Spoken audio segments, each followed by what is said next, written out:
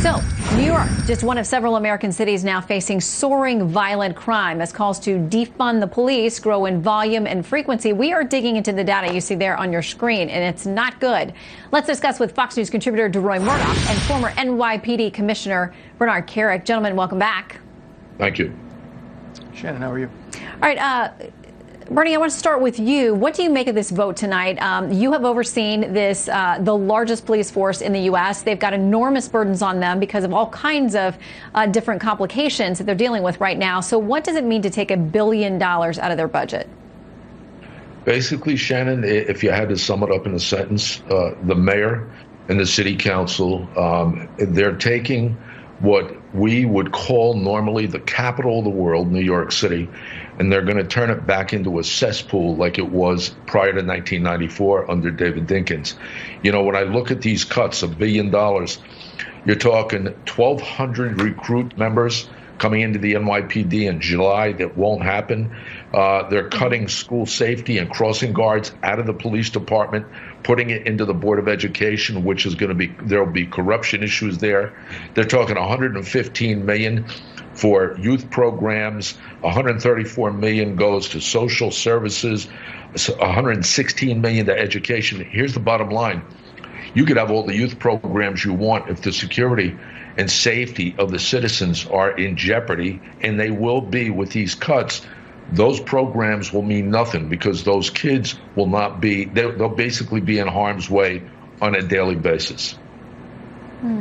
Dory, there are a lot of folks watching New York City. It is obviously a huge city with a huge police force that if they can do this, many other cities are looking to see what they can do and reconfiguring or defunding or changing the way that police operate.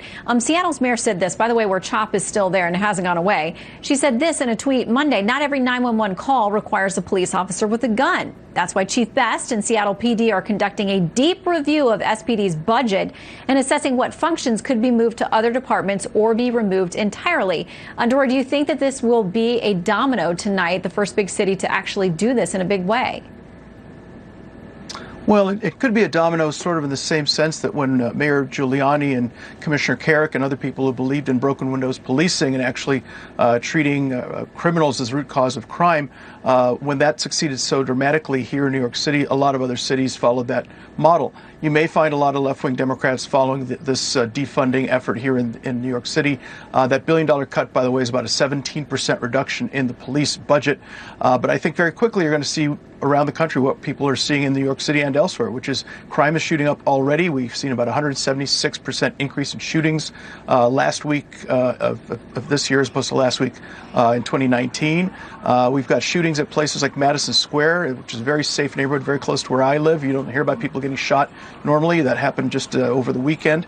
And what you see, unfortunately, this would be a risky move normally, but this is a bit like taking lifeguards off a beach when the riptides are rolling in. Just at the time when things are getting dangerous, you need to have more cops available rather than fewer, not canceling out the undercover squad, the plainclothes division, which happened a couple weeks ago. And as Commissioner Kerik said, the entire incoming class of NYPD rookies for next class is being canceled.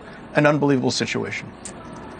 Well, and a number of these cities have talked about the fact that they are hurting, their budgets are hurting because of coronavirus, missed tax revenue, business, employment, all kinds of issues that have left them with a gap. And so many of them are using that as this opportunity to say, listen, we're going to cut a lot of places. Why not the police department? Bernie?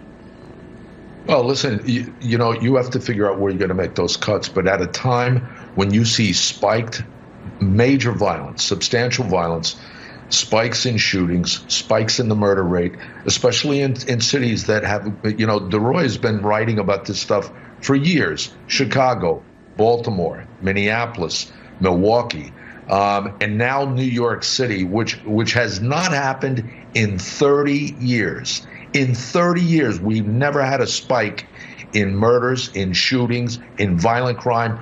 This is the first time. De Blasio will go down in history as being the worst mayor in the city's history, making the city physically unlivable. And we're going to continue to see that if things continue to go the way they're going.